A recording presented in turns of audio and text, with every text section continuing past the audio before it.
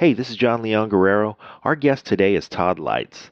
He's been the public address announcer at Dodger Stadium since 2015, a dream job that combines his love for baseball, for the Dodgers, and for putting the silky baritone pipes to use as a broadcaster.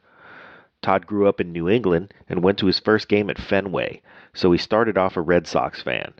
But he moved to Los Angeles in 1985 and he's been a Dodger fan ever since. He's been an actor and a newscaster, and he's done lots of voiceover work, but none of those jobs came steeped with the traditions of baseball, and that's something Todd not only respects but cherishes. And today we get to hear from Todd about why this job is the perfect convergence of his talents and his passions.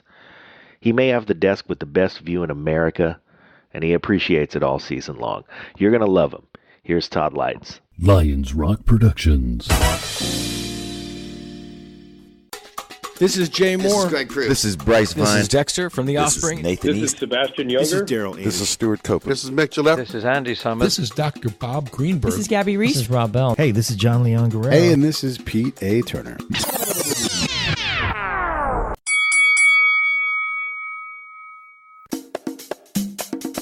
And now, the Break It Down Show with John Leon Guerrero and Pete A. Turner. Hey, this is Pete A. Turner from the Break It Down Show, and we've got a album fight I'm really excited about. This is going to be fun. So let me just tell you who the judges. We have Mike Lipari, who's judged many, many times, and we also have Noble the Rapper, a.k.a. Dan Ruppert, who's judged several times.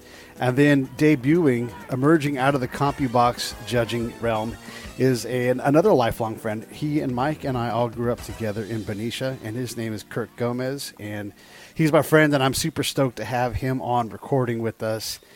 Fellas, I'm going to have Phil do our ring introduction. So, Phil?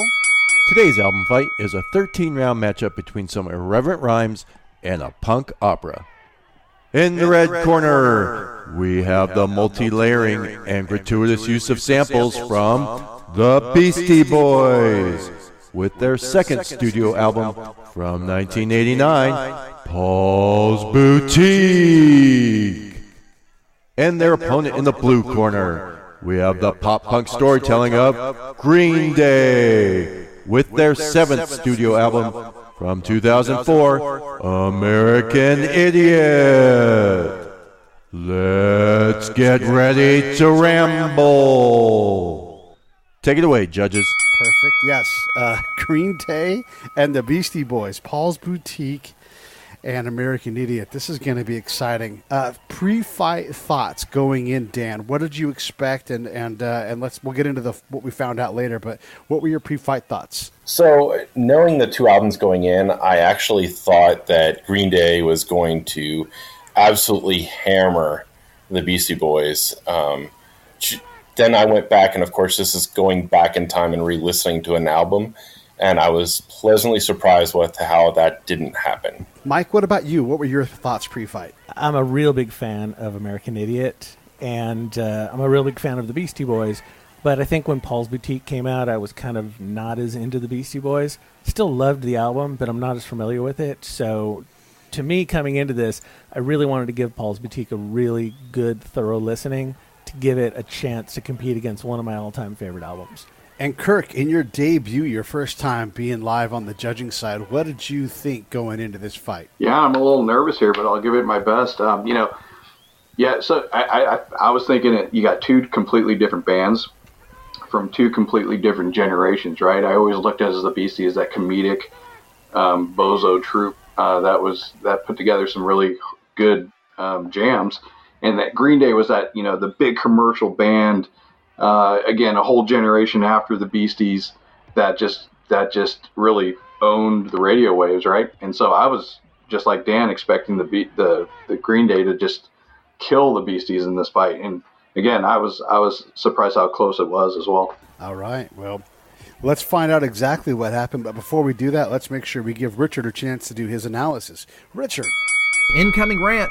So let's get this out of the way first. This is probably the Beastie Boys' best album. With that said, let's light the fuse because I'm about to be shot out of a cannon. Okay. Green Day, American Idiot is not punk. Sure, you can say proto-punk, post-punk, whatever. It's not punk. Did Green Day used to be punk? Sure, maybe a little bit. Make no bones about it, this is pop punk. Emphasis on pop.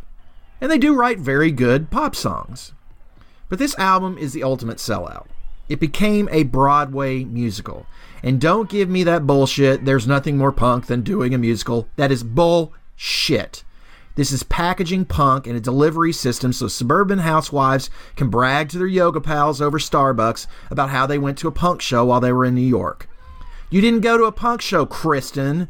I mean, you don't say you went on a safari just because you took your kid to the zoo. And I mean, there is a mangy old lion with a lazy eye and noticeable limp, but that's no safari. An American Idiot is not fucking punk rock. It's pop. That's all. So listeners, anytime one of the judges refers to this as punk without the words pop or post or proto in front of it, make a loud buzzer sound because it's not fucking punk rock. 13 categories were used. 4 went to Green Day, 8 to the Beasties with 1 tie.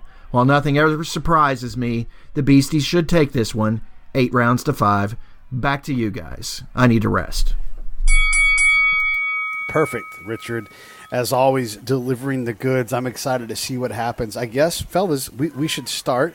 So let me go ahead and say round 1, American Idiot versus To All the Girls. And I'm going to have Kirk go first. Kirk? You know, To All the Girls, I mean, I wasn't sure what I was listening to at first. I mean, it had a cool funk to it. It was getting me in the mood a little bit. I liked the jazz aspects of it.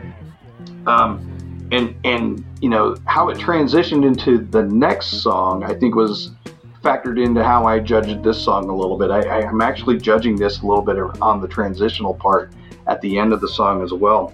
The American Idiot, this song for me, it just became, it just set the mood for the album, right? It started the energy very high, right? Very contrasting To All the Girls, and it kept the energy going into the next songs, right? And it was kind of comparing 2 completely different intros to the albums for me, right? So it was very hard. And again, going in with my preconceived thoughts of, hey, you know, you got Green Day and this Beastie Boys. I did give the round to Green Day on this one, just for the song content, the energy levels that it brought. But I did give the round slightly to Green Day on this one. All right, cool. Dan, how'd you do it? So first, we all know Beastie Boys are ridiculous with the samples. A little Idris Muhammad, that's a name you probably have never heard before, but a great sample. But you're going up against American Idiot. And American Idiot, after 10 years of Green Day, and nobody knew what to expect at this album, man, they came out really, really strong with that first song. The video itself was great if you ever saw it, but the song was political. It showed the angle and the path of this album. Definitely had to go with American Idiot on this one, 10-9. While I love the Beasties, I love the sample. Remember, this is coming off License to Ill, and it was almost like, wait, this isn't quite what I was expecting. So American Idiot this round. And Mike, what about you? Yeah, American Idiot, that song, do you hear the sound of hysteria, the subliminal mind fuck America? That's less than 1 minute into the song. They just kick you in the teeth. This song really tells you what to expect for the rest of the album. The Beastie Boys are listing hot women for 90 seconds, which, don't get me wrong, I appreciate that, especially the topless waitresses. But it's just really no competition in this first round. Green Day really puts it to the Beastie Boys, and I think that they take a knee here. So I'm giving this one to Green Day 10-8. Whoa. In a knockdown. Wow. No respect to the Beastie Boys from Michael early on. Holy shit. All right. Well, let's go ahead and go round 2. Jesus of Suburbia versus Shake Your Rump. Dan, kick. Okay, so I went through and I listened to Jesus Suburbia, and I was like, okay, this is good. You know, this is strong. I like it. But then, there was just something about the lyrics that kind of threw me a little bit. They seemed very, what's the word I'm looking for? Overly riddled with metaphor. And so I kind of was like, wait a minute. And then you're going up against Shake Your Rump. And it is so catchy. You know, they sampled so much in this.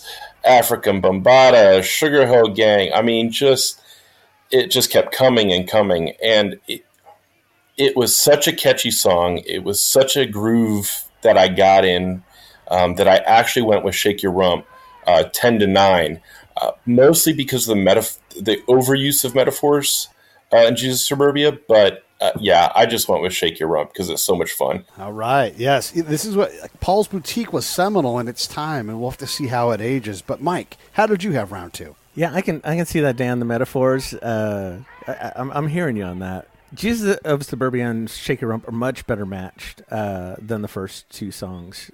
Definitely. I'll start with Green Day. So this is a long song. It's 9 minutes long. It's broken down into 5 main sections, and it's kind of getting to know the main characters because this is a concept album. So you're beginning to learn about the protagonist and the group he hangs with, and it's just a good start to really the backstory here. What I really like about Jesus of Suburbia is that it really is 5 different sections, but it doesn't feel like a 9-minute song, and the style transitions are not real abrupt. But it does switch between different styles as you go through, from kind of a doo-woppy portion in the middle to a more heavy rock portion later on to the song. And there are some great lyrics in there. I know they're a little heavy in metaphors. I guess you're right there. But the ones that I really pulled out were, I leave behind this hurricane of fucking lies and running away from pain when you've been victimized, tales from another broken home.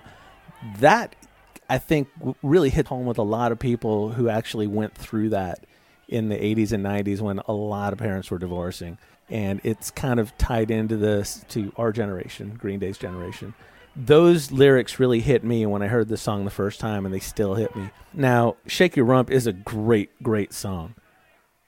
One of the best Beasties songs, I would say. And going up against any other song, it would definitely be a win. Great rhymes, clever Beastie Boy lyrics, bringing Alice the Meat. That's one of my favorite ones. Like Sam the Butcher. That's a great line in there. Overall, it's just barely not good enough. So I gave this one to Green Day, but one of the closest rounds I think I had. 10-9 Green Day. All right, Kirk. Yeah, so, the general method I followed here was, because I'm so partial to Green Day in this, I always wanted to start with the Beasties, then use Green Day as my palate cleaner, and then go back to the Beasties, make sure I had a nice solid understanding of the songs. And how I originally had scored this round was a win for the Beasties, 10-9.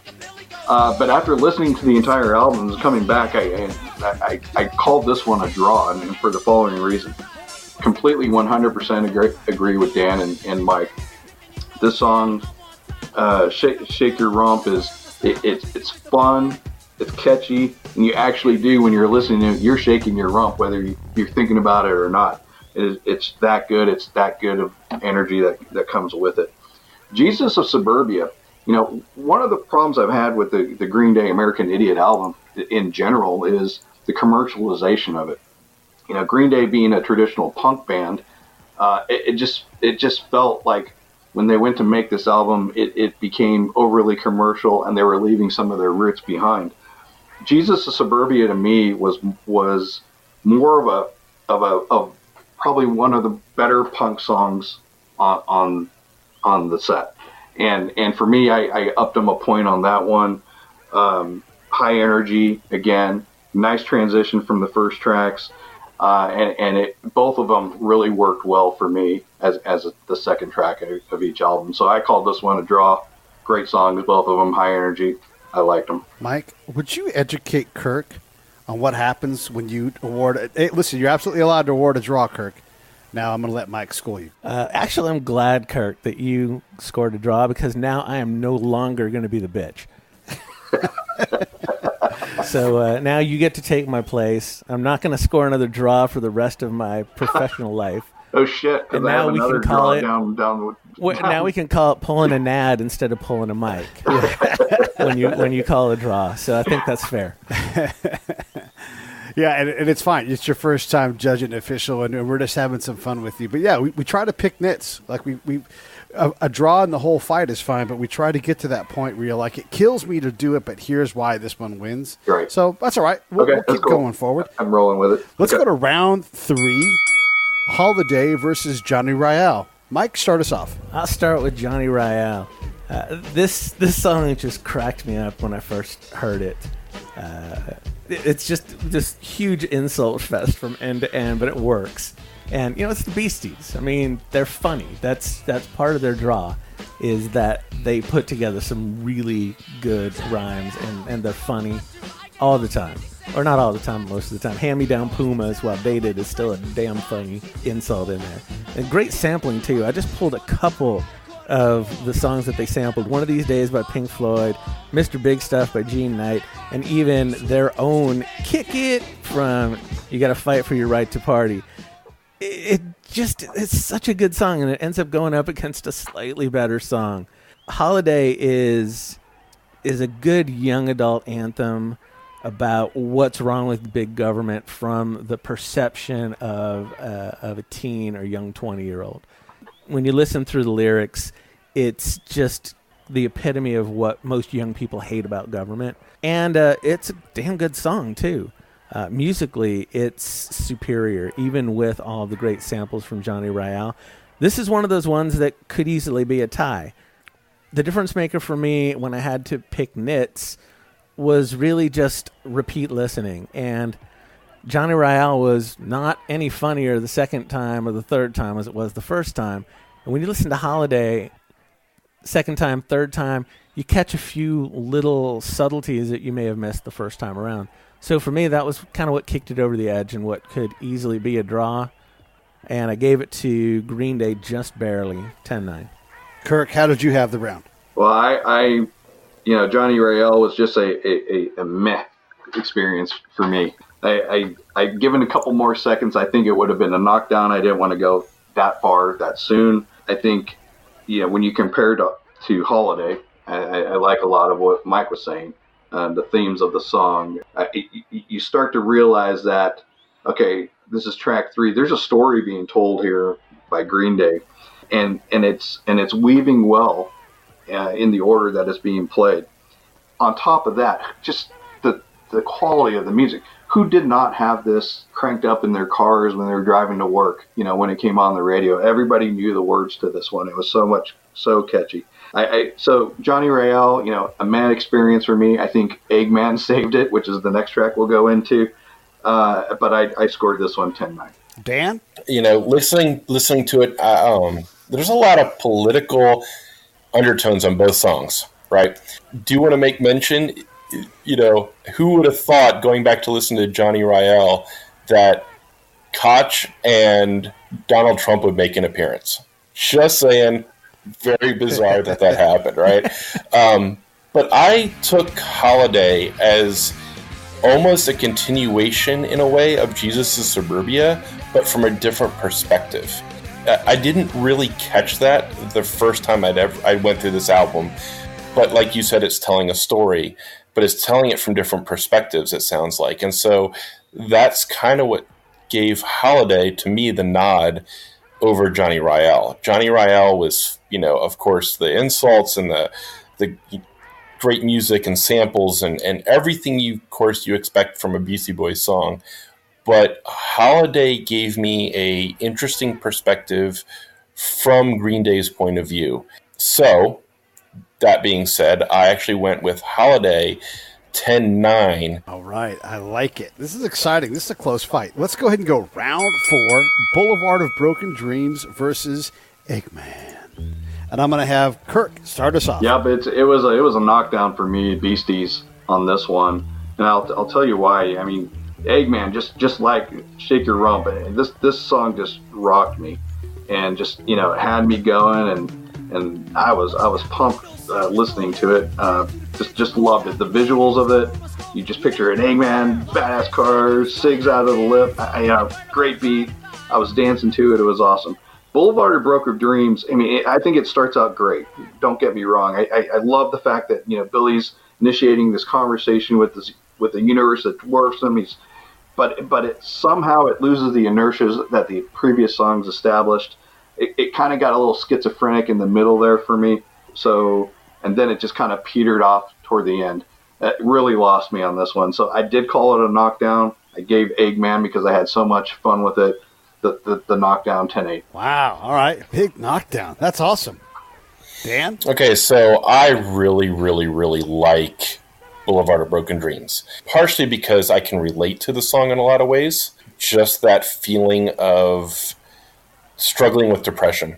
You know, it's something that I think every person can connect with in some levels. Again, you're hearing the story from Green Day, again, from a different perspective. So I really, really, really enjoy Boulevard of Broken Dreams. That being said, switching over to Eggman, it's such a good song. It's, again, the sampling, some of the lyrical play on words that they do, and just the way they are able to give their story and add fun to it. And yet, when you go back in and look at the lyrics, you realize it's not just a fun song, but that there's a message to it. But you're going up against Boulevard of Broken Dreams. And so I actually went Boulevard of Broken Dreams 10-9, only because of how closely I can relate to that song. Perfect. And Michael? So maybe Boulevard got played a bit too much. I know this one did get a lot of airplay from this album. It's a strong song and could probably beat a lot of the other tracks from Paul's Boutique. But if I've got to pick nits, and you have to That's right. determine who's going to win, I think the sections just are a little on the poppy side for Green Day, and they're supposed to be a punk band. So that was kind of what pushed it a little bit over towards Eggman. Eggman's just got, Dan said, great sampling, Superfly, Dance to the Music, Drop in the Slot by Tower of Power, Sport by Lightning Rod, which I wasn't familiar with Kool and the Gang, and of course the main title from Jaws, freaking genius. You pull a sample from Jaws. Well, this is what makes Paul's Boutique a great album. Yeah, that was it for me. When I was like, that's the theme from Jaws. It's the fucking theme from Jaws. Okay, they win. So I gave this one to Beastie Boys 10-9. Not a knockdown, but clear win. All right. Well, let's keep moving. Round 5. We Are the Waiting versus High Plains Drifter, a personal favorite of mine. Dan, start us up. All right, so High Plains Drifter uses the great bass line from ZZ Top. They use some of the Eagles in there. Again, some amazing lyrical nods and hints, especially Hello, Clint Eastwood, the obvious one, of course. But, of course, Andy Griffith references in there. Hunter S. Thompson's in there. I mean, just what a lyrical masterpiece as only they can really do in such a fun way. But you're, again, Are We the Waiting? So, interesting about this song, it's like a continuation of the song prior. And it's the best way I can describe it is it's a contrast to Boulevard of Broken Dreams, right? So it's still loneliness, but yet it's a different way of saying it and a different way of playing it, right? So because of that, and the way I started listening to this album as I was going through and hearing the story, and this one I actually went with Are We the Waiting? Very close, by the way. Super close, 10-9. But man, High Plains Drifter, I didn't give it enough credit when I first heard it. And now years later, it is definitely becoming one of my favorite Beastie Boys songs. Unfortunately, I liked Are We the Waiting, but not by much. And then let's have Mike go. So High Plains Drifter is a good Beastie song. It gets a bit repetitive, and in the end, it didn't really stick in my head as much as some of the other songs did when I was listening to it. And Are We the Waiting it's got a strong beat, it's got really good guitar licks, and one of the better vocal performances from Billy Joe. It's a bit shorter than some of the other songs on the album, but it doesn't suffer from it. Some of the later songs on the album that are super short do suffer a bit from being that short. It was an easier round for me to give to Green Day 10-9 over the Beasties. I just didn't get a whole lot out of High Plains Drifter. Kirk, how did you have it? Yeah, High Plains Drifter, I'm agreeing with the guys. I didn't go for the complete knockdown. I actually changed my score later. 10-9 Green Day on this one. I wasn't feeling it so much with High Plains Drifter as I was with the other song. I pictured myself on the hood of my car on the bay listening to these things. They both work. In the end, when you listen to the lyrics of Are We Waiting, it just spoke to me. I think the message it was trying to weave, we've all been there. We've all felt the emotion that it was selling, right? So I did give the round to Green Day on this one, 10-9. Sorry, Beastie Boys. And let's be sure that we understand that his car was called the Nadmobile. Let's yes, it was. Into round 6. And it was green. Green. St. Jimmy versus the Sounds of Silence. Mike, start us up. St. Jimmy really cooks. I love the guitar work on that song. It's Green Day. It's kind of punk. It's a bit shorter than I thought it should be, and I think it does suffer from that. And again, I'm picking nits here. But that last little punch, and don't wear it out, is a little bit over the top. And then you listen to the Sounds of Science, and the creative sampling just... we keep talking about it, but we're going to keep talking about it because the sampling only gets better as this album goes on. They've got a ton of Beatles samples, and I am really sure that they're sampling one of those cow toys that we all used to have when we were little kids, where you tip it over, it goes... And that's just genius. That's crazy. But it's the Beastie Boys, and they win the round. Just from the cow noise, they win the round, 10-9. I love it. Kirk? Yeah, I'm going to get a ribbing on this one again. I was going back and forth on the Sound of Silence and St. Jimmy and trying to figure out what role did this song play on that album for each. And I just could not figure it out. It just seemed St. Jimmy just was mediocre lyrics to me. I don't think the nuclear guitar strums, which are great, and the drum bangs, could save this song. I didn't know where it fit in the place of the quote-unquote opera that they were trying to weave. And again, the Sounds of Silence, the Beastie Boys, it just wasn't working for me. So I hate to say it, I gave it another draw. This is one of the 2 draws that I did do on tonight, and just we'll leave it at that. You already got beat up for it once, so you have pulled an ad. We all know it, and I'm assuming that you've learned your lesson. So we'll let it slide there. Dan, are you going to pull an ad? I am absolutely not going to pull an ad. Okay. Because I am not a bitch. Because you're not a coward. So, not a coward, not a bitch. So, as I went through and listened to the Beastie Boys, I'm sorry. If you sample that much of the Beatles, I am going to listen to it more than once. Just the amount that they took. And it was, so much from Sgt. Pepper's Lonely Heart Club and White Album. I mean, just unbelievable the way they were able to pull it together. And yes, by the way, I do know that toy is the can that you turn over and it makes the moo sound. Yes, that is exactly what that was. I know they sampled that. That is a side note as well. Listening up against St. Jimmy, I almost felt like St. Jimmy was bipolar. I can't describe it any other way, but it just seemed not quite there for me. I don't know. It just wasn't.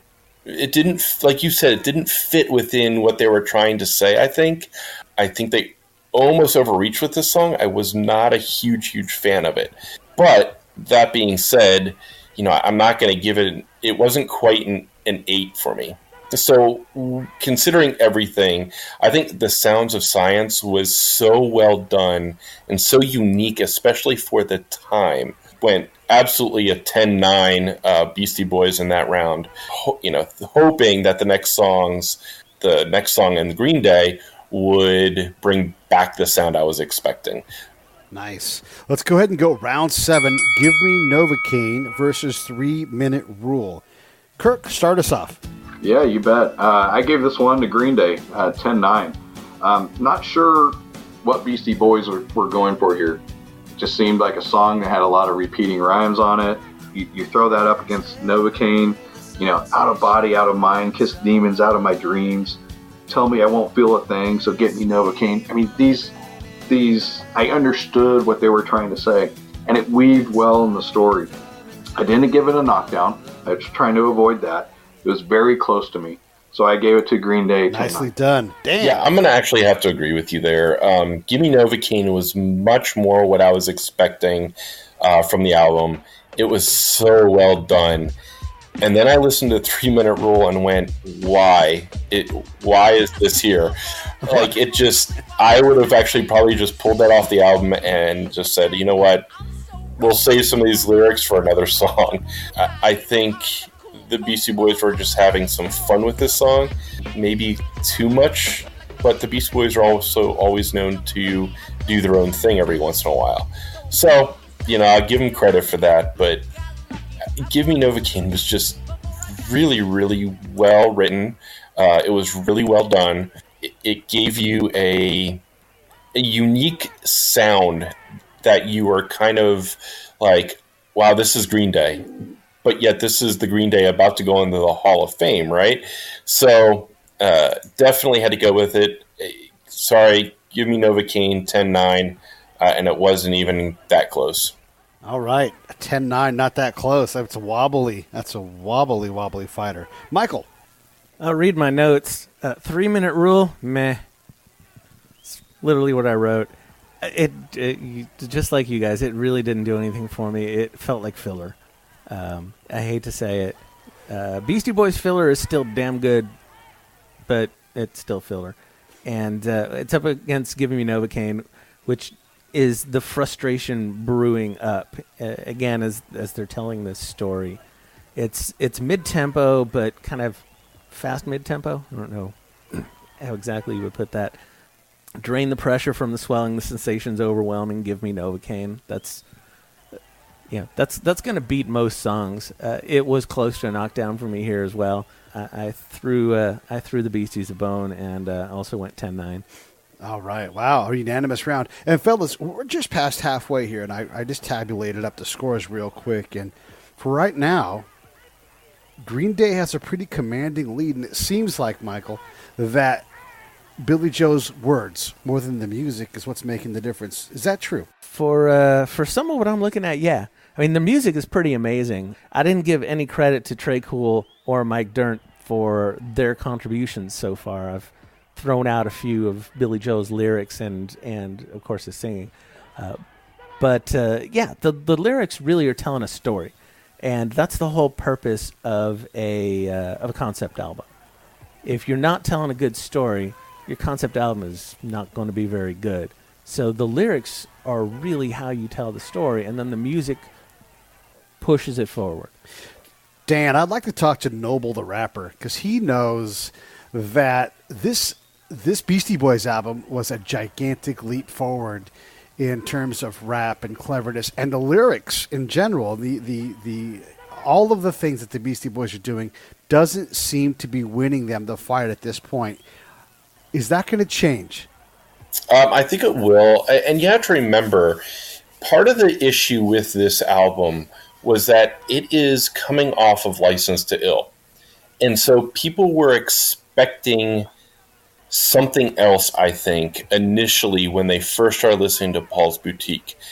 And lyrically, there was a shift in rap at this point that was slowly shifting to more, I don't know, metaphors, a little more punch, a little more innuendo, double entendre, things like that. And so they were experimenting with lyrics. They were experimenting with sound at a time that I think people were expecting the old Beasties and then listening to some of the newer hip-hop coming out and weren't quite sure where to put this album. Although I think as the Beastie Boys went through this album, they do pick up the pace a little bit. So, yeah, I think it was just part of it was timing. Part of it was a follow-up to License to Ill. And then, Kirk, it's your first time in. When you do this song v song, you're forced to see the album in a different way. What is your insights as we hit the halfway point here in this fight? Yeah, so like I said, I'm heavily influenced by where that I was at that point in my life when I heard that music. I also did a little research on each, and I'm also a little bit influenced on the angle the album took at the start. So, for example, Green Day, they had some previous albums released that didn't do so hot, and American Idiot was their answer to that to increase sales, the commercial side of it. Whereas Beastie Boys, they were expected to do resounding success with this, and maybe this wasn't well received at first, but it was received well later and really cemented who they are to this day. And I kind of take that big picture approach. Those are factors certainly, but I think what is the most fun, what had the most influence and what affects me to this day, that all weaves into as variables. Well, let's keep it going. Let's go ahead and go round 8. She's a Rebel versus Hey Ladies and 5-Piece Chicken Dinner. All right. Let Dan go ahead and do it. Okay. So let's be honest. Hey Ladies is iconic. You know the song the second you hear it. And there's no reason why the Beastie Boys would never have put this song on probably every single greatest hits album they will ever have from now until the end of time. Of course, the famous sound in it, the bell, the need more cowbell. I mean, this song is massively fun. I do love the sample that they took, by the way, of a classic punk song, Ballroom Blitz, from She Thinks She's the Passionate One. Great take on it. Great play on the words. They use TV themes. They use all sorts of, Chachi and Charge, and just had a lot of fun with this song. And then when you're matching it up against She's a Rebel, you could tell She's a Rebel was pretty much about every girl Billy Joe had ever dated, right? Like, you could tell that was his kind of ode to it all. And it was good. It wasn't horrible, but you're going up against Hey Ladies. It's just like, yeah, just on to the next. The second you hear Hey Ladies and 5-Piece Chicken Dinner come on, you're like, yeah, you're not winning this round. So Hey Ladies, 10-9. It is what it is. Hey, this is John Leon Guerrero, co-host of the Break It Down show and fellow producer here at Lions Rock Productions. And I'm proud to announce our newest show. It's called Justice. Season 1 is going to be a deep dive into some of the cases I personally worked on as a licensed private investigator, and you'll get a unique view into the criminal justice system that may just challenge some of your personal notions about how it should work and open your eyes in ways you never imagined. So keep your ears open for Justice, a brand new podcast from Lions Rock Productions to iTunes, Stitcher, and wherever you get your favorite podcasts. 10-9. It is what it is. Michael? Yeah, She's a Rebel is a really good song. It gives the listener a glimpse into the protagonist's feelings about what's her name, his lady, and it suffers from being thrown into a fucking blender. So it's a good song, but Hey Ladies, I mean, seminal. It was the song that showed us the Beastie Boys weren't a novelty act, which after License to Ill, they could have easily been thrown into that. And instead, they come out with Paul's Boutique. They come out with a song like Hey Ladies with 16 different fucking songs sampled in it. 16. That's amazing. You would not know it by listening to that song. You listen to it without doing any research. You're like, no, that's I counted like 8 samples, 9 samples. You do the research, 16 songs, and you just can't tell. This song is so well constructed. It's an easy win. It could probably beat any song on American Idiot. Lucky for Green Day, Hey Ladies only appears once. Yeah, Cole Kutchner could do a whole season just on that one song. And we didn't even consider Five-Piece Chicken Dinner so far. Kirk, what do you got? Yeah, I agree with the guys. I didn't write a whole lot about She's a Rebel, other than my only comment here is, man, that's my wife, and if I don't her being a rebel, if I don't rate the song very high, she's not going to like me anymore. No, I'm joking. All joking aside, I think the Five-Piece Chicken Dinner, the eclecticness of the sounds that they present there, I blew away the Green Day on this one, 10-9. Wow, nice work. All right, let's go ahead and move on to round 9. Extraordinary Girl versus Looking Down the Barrel of a Gun. And let's have Mike start us off. Yeah, this is another tough one for me. Extraordinary Girl is the start of the breakdown in American Idiot. So it's where the mood starts to shift. She's getting ready to leave. He has no idea. I've always liked the lead-in into Extraordinary Girl. It's kind of a tribal drumming, and then the song just breaks it apart, and it's just a straight rocker. Definitely one of the better songs. Just really cool the way they threw that song together. And then going up against Looking Down the Barrel, that's another strong offering from the Beasties. A subtle shift in mood and style from what you've heard before, and it rocks. It rocks really well.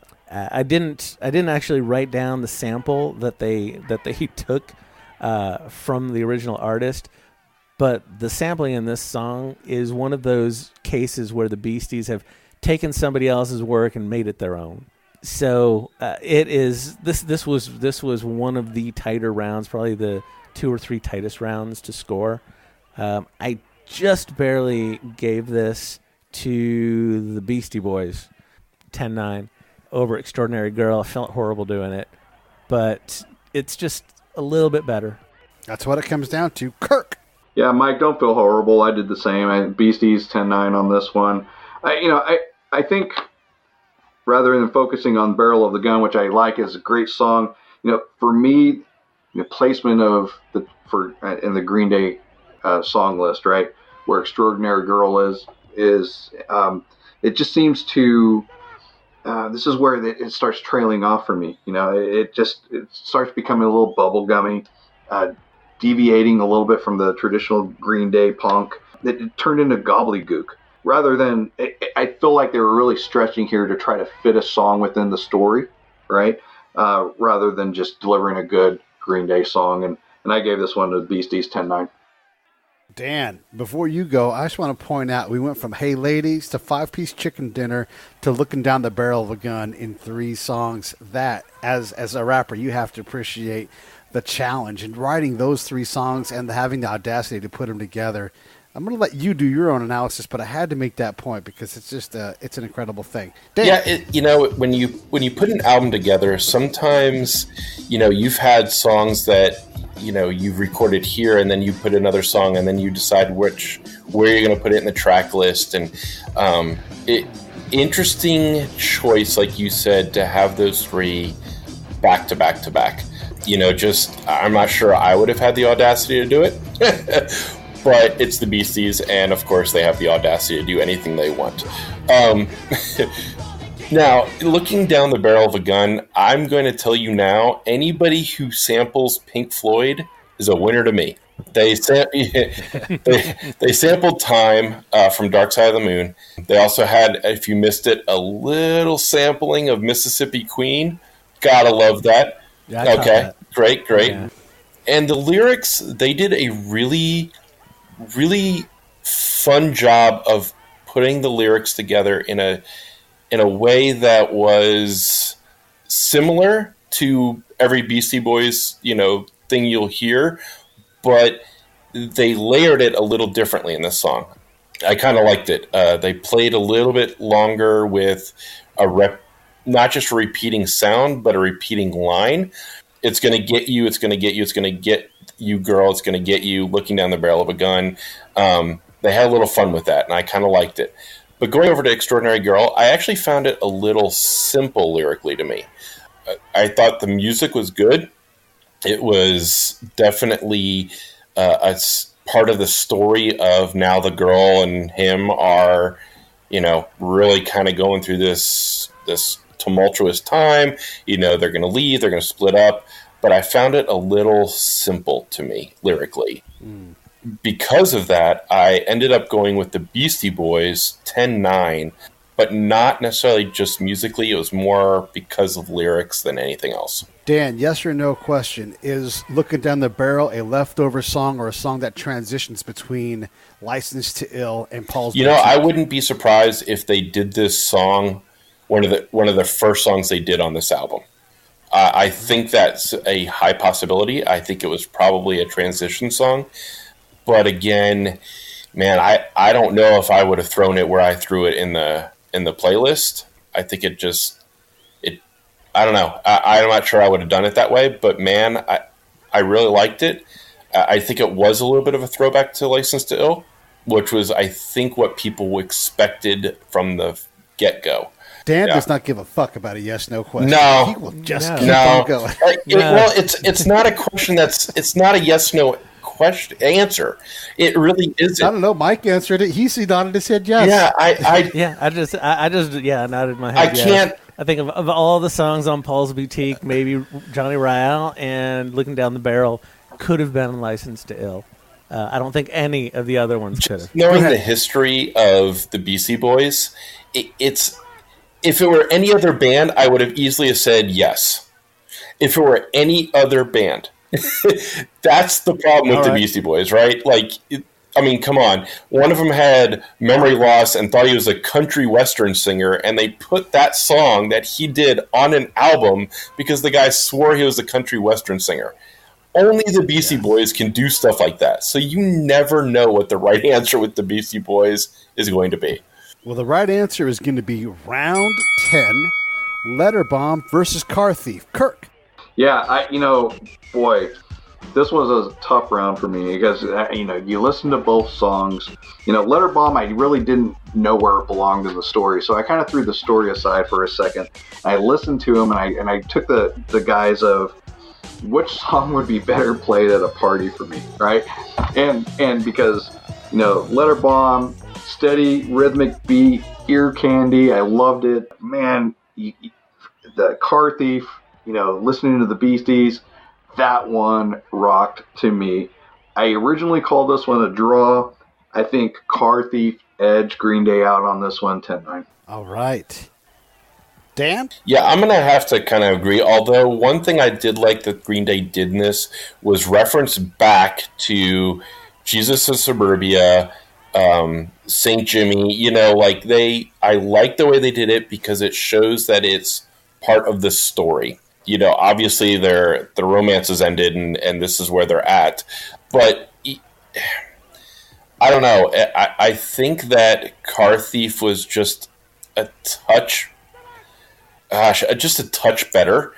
I liked the way I liked the production of it. Does that make sense? I just liked it a little bit better. So I'm going to go with Car Thief. It was a really close 10-9 because I liked what Green Day did with their lyrics, but I just think the production of Car Thief was just a touch better. Mike, was this our Burford round? This was our Burford round, but I'm going to use my classic line. I think you're fucking wrong. The introduction of the sing-songy, nobody likes you, everyone left you, they're all out without you, having fun, which comes back later, that kicks off this song in a way that really, I guess, spoke to me, maybe not anybody else. But this is where the protagonist's life starts falling apart. Is his girlfriend left him a letter bomb, basically a Dear John, and everything about his life is just kind of spiraling. This to me is one of the high points on the album. Then Car Thief, it was another one of those songs that wasn't that memorable. It was still good. Other than track 1, I really don't think there's a bad track on Paul's Boutique. So it's hard to make decisions. And again, the song speaks to you more in a lot of cases, the song you're going to choose. So for me, this was an easier one. I went with Letter Bomb, 10-9. I'd say an average Beastie song against a stronger one from Green Day. Perfect. Well, here comes a motherfucker of round 11.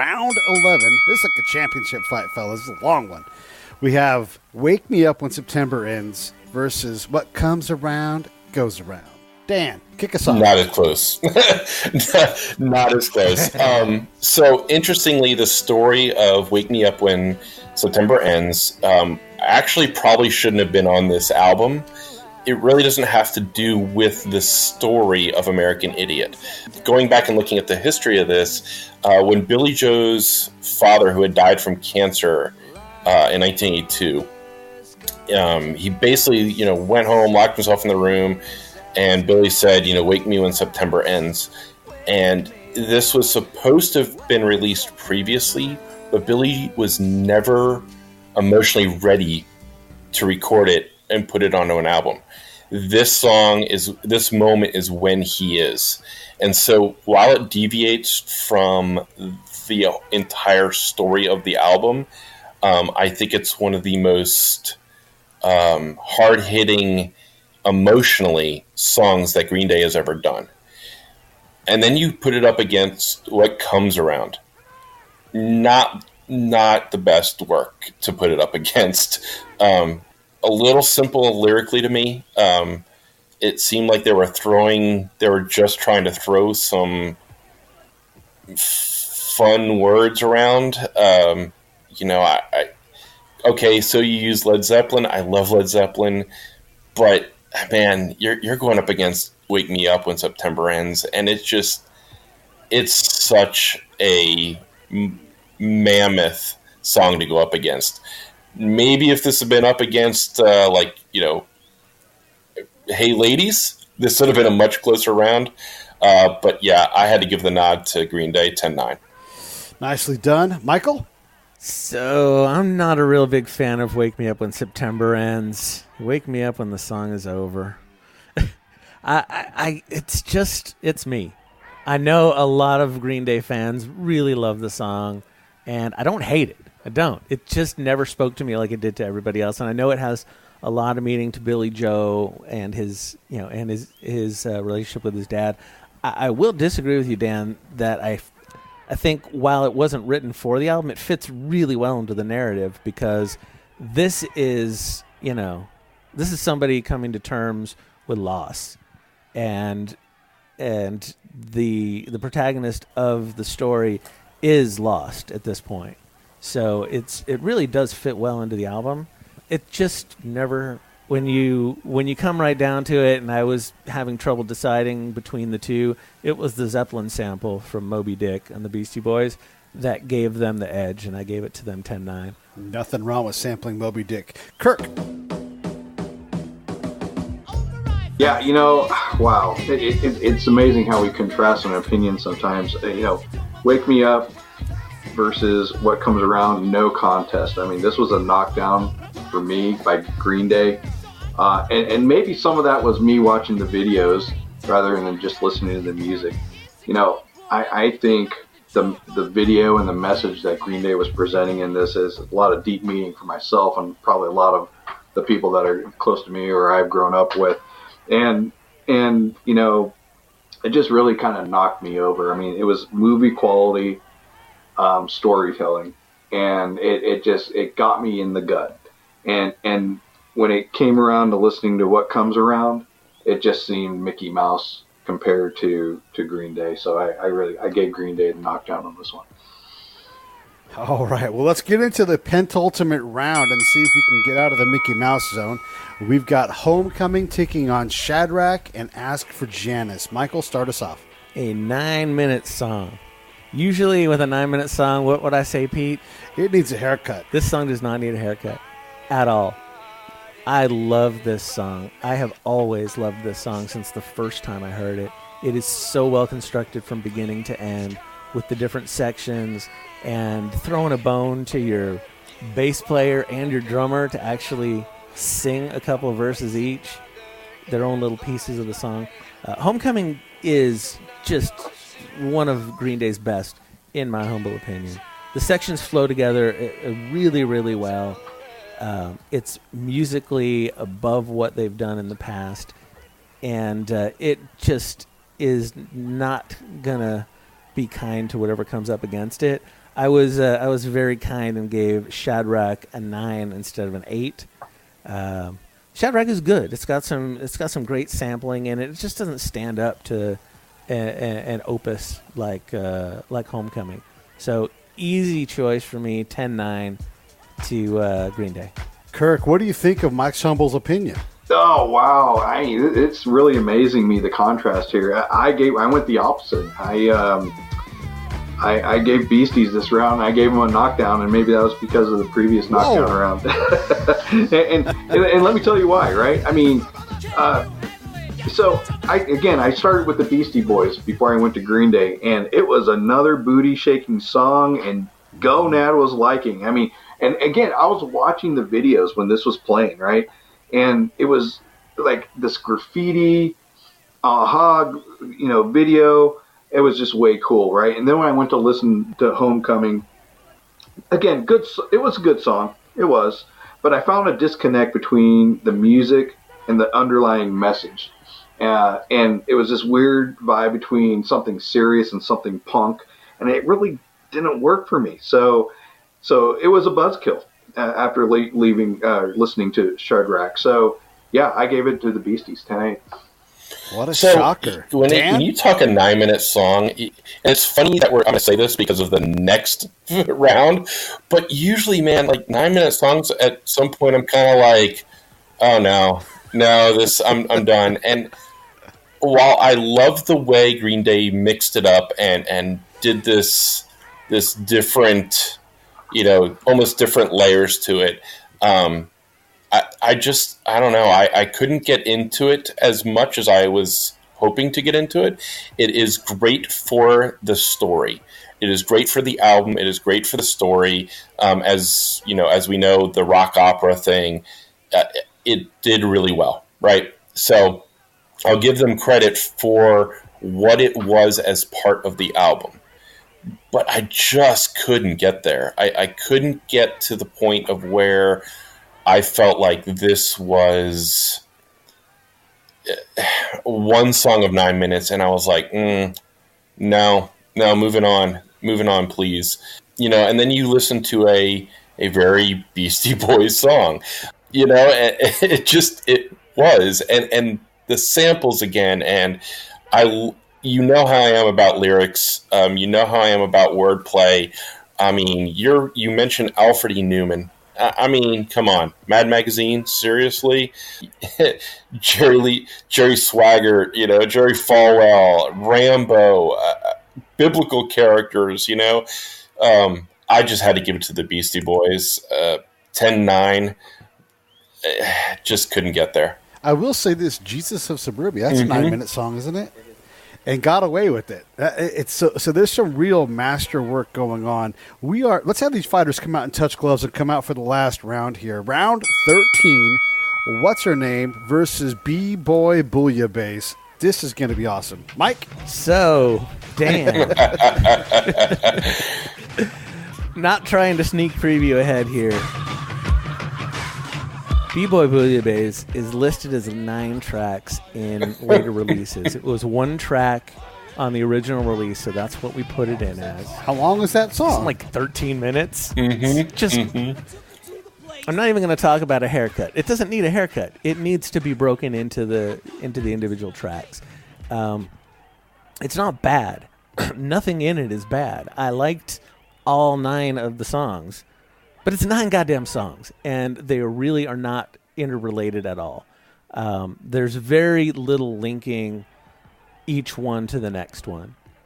And while What's Her Name is not the best song on the album, it is a great coda to the album. It ties it up nicely.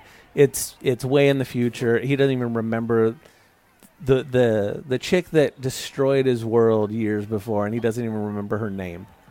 So it's about, I was a rebel before, but I've kind of moved on and grown up. So it's a good happy ending to American Idiot, and it really ends the album nicely. And B-Boy Bouillabaisse is just kind of bunch of stuff thrown together. And while it's good, it just doesn't edge out a good closing track to a good concept album. So I gave this one to Green Day 10-9. Technically, it is a bouillabaisse, though. Dan? 99 out of 100 times, I would absolutely agree with you. This is the one time I just was like, you know what? This is the Beastie Boys. And in a way, this song, this mashup of sample and lyric and 9 songs in 12 minutes and just this whole thing that it became was almost to me quintessential Beastie Boys. It's like, could any other artist, even in the time or even today, get away with this in a way that the Beastie Boys did?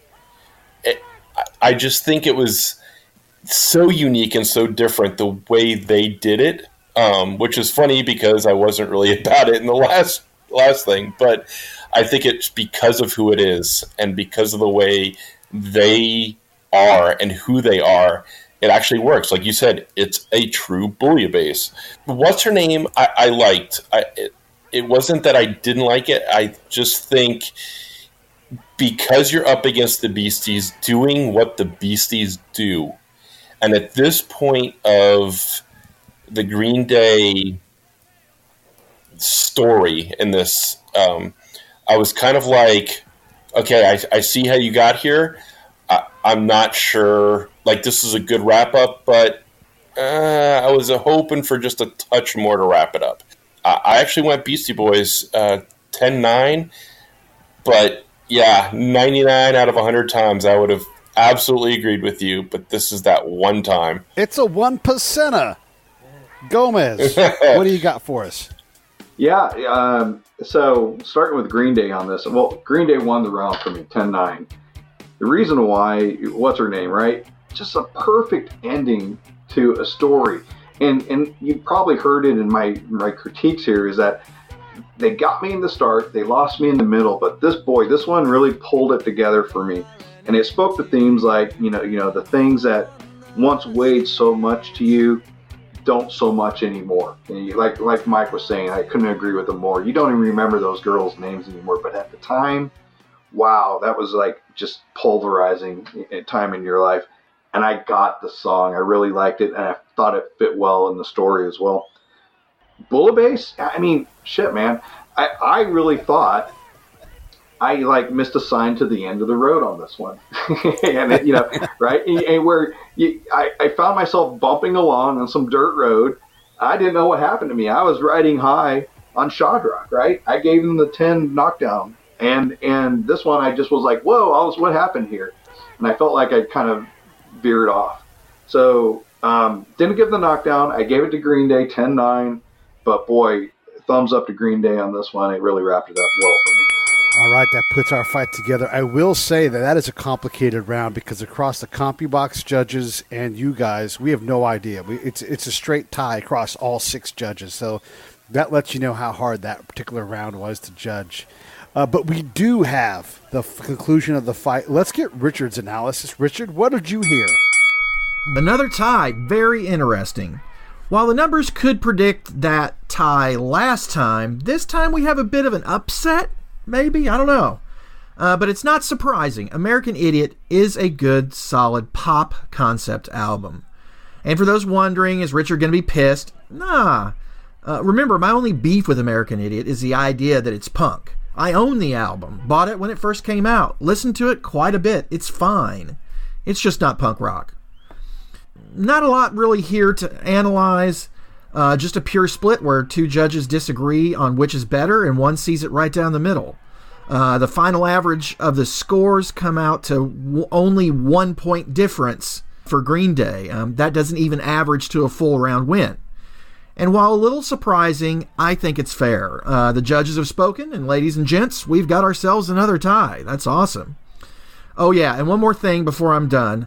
American Idiot is not punk rock, Kristen. Back to you guys. Yeah. Yeah, it's an epic, and I love that we've come out with this decision. So those of you not scoring at home, let me tell you that first time judge Kirk Gomez scored it a straight up draw, 123 to 123, which is 100% fine because he worked his way through, and that's just what happens sometimes. And you heard him talk about each band having their time in the middle, kind of being tough. So that's perfect. And then Mike, you had it 125, 121 in favor of Green Day. And then Dan, a.k.a. Noble the Rapper, had it 124, 123 in a razor's edge going towards the Beastie Boys. Fellas, we've got a draw. And Mike, really quickly, what do you think about that outcome? And let's also note that the CompuBox numbers agree with you guys. The other three judges, myself, Phil, and Brian Tice, who's done a ton of judging, agree. We can't decide, and it looks like I did the Kirk thing, and it actually looks like Phil kind of goes the way that Mike went, favoring a little more heavily against the Beastie Boys in favor of the Green Day, and then Brian doing the same thing as Dan, a razor's edge decision for him to go with the Beastie Boys. What does that tell us, Mike? The rounds that I said were really close were really fucking close. That is to me the telling sign that it could go either way. Because if I was in a different mood when I was scoring, several of my rounds could have gone the other way and gone to the Beastie Boys. The bottom line is this. I love both of these albums. Absolutely. And we'll listen to both of these albums multiple times again in the future. So for me, the statistical tie is not necessarily a bad thing. It means that we all agree that these are two strong albums, and it's really hard to pick one over the other, even in the song v song format. Dan, what do you think about this outcome? Not surprising. I mean, you're talking two Rock and Roll Hall of Fame acts that were both, in some ways, cutting edge for their sound, played with things in ways that other artists did not. So it doesn't surprise me that while you're talking two different genres of music and two totally different ways of putting an album together, one telling a complete story and then one just doing what they do, it doesn't surprise me. And there's a reason why both of these bands are in the Hall of Fame. There's a reason why both of these artists are iconic and probably will be for a very long time. I can listen to both of these albums and not feel like I'm listening to one of their worst albums. They're really well done. And it shouldn't surprise anyone when you go back and listen to these types of artists and these types of songs and these types of in the eras in which they were written to be this way. Like you said, I could have listened to it in a different mood and scored it a completely different way. And that's what makes this album fight so good and yet so difficult. So let's talk to our newest judge here. Kirk, you did a great job, by the way. So don't hang your head at all. You scored it a draw. I also scored it a draw. I'm curious, if you were to break, and it's off the top of your head, if you were to break your two tied rounds where you lacked the moral courage to pick a winner, would that have decided the fight? No, it would not have, and I would not change my rounds. I mean, look, I came into this expecting Green Day to smash Beasties, right? Then we judged song by song, and I gave my honest opinion on that. Then you got, if I had to really do a tiebreaker here, which we're not, but if I had to do a tiebreaker, given what I learned, given how well the Beastie Boys stood up to Green Day, you got to take into account what the Beastie Boys did in '89 versus what Green Day did in the 20-somethings, right? Beastie Boys have longevity. These songs still work. I don't know where Green Day is going to be at in 10 to 15 years, and if these songs will still speak the same in those 10 to 15 years. I would actually be tempted to tip the scale toward the Beastie Boys and get the win this time. And but we're not. The score is what it is. But quite honestly, I am surprised. I have a different outcome today than what I started with. And that's sort of the whole album fight idea, isn't it, Mike? Yeah. Give us the disclaimer, would you? Well, the disclaimer is this. While we may pick nits, we may say some less than nice things about some of the tracks, the albums are here for one reason and one reason only, because we love this music, we love these artists, and we love these albums. You do not make it into the ring if you are not a top album and you are not one that everybody judging is fond of, really digs. So, listeners, please go out, download these, buy them if you still buy CDs, support these artists, and listen to some excellent music. Yeah, and as I always say, it is one of my favorite things in the whole wide world to record this with two of my high school friends, two people that I've known for a long time. So it just makes my heart happy to share this time with them. And of course, you know, my battle buddy Dan. Dan and I have been in a combat zone together on the same patrols. We have done this stuff, and I just can't say enough of all of these experiences. Thank you guys for this. Thank you to Phil for all the work he does, and Brian Tice because he helped me put this together along with Mike, and also Richard Lackey, of course, whose analysis is fantastic. Great work, everybody. Thank you all so much. Anything in closing from anybody? Actually, I'd like to say, Pete, being overseas with you, I believe we talked about this type of thing more times than I can remember, and it's fun to do it now, recording it and talking about it for a lot of people to hear, not just us in the middle of nowhere, Afghanistan. Yeah, I think you're right. I've been thinking about this concept for a long time, and it's evolved into what it is, and it continues to evolve. So, again, thank you, everybody, and there'll be another fight next week. I think we're going to get Van Halen and Erasure in the ring together, finally. Erasure had a cut over their eye. They had to take a week or two off, and then we have a monster fight coming up at some point. I'm not going to say yet, but it is probably the biggest fight we've ever had. Take care, everybody.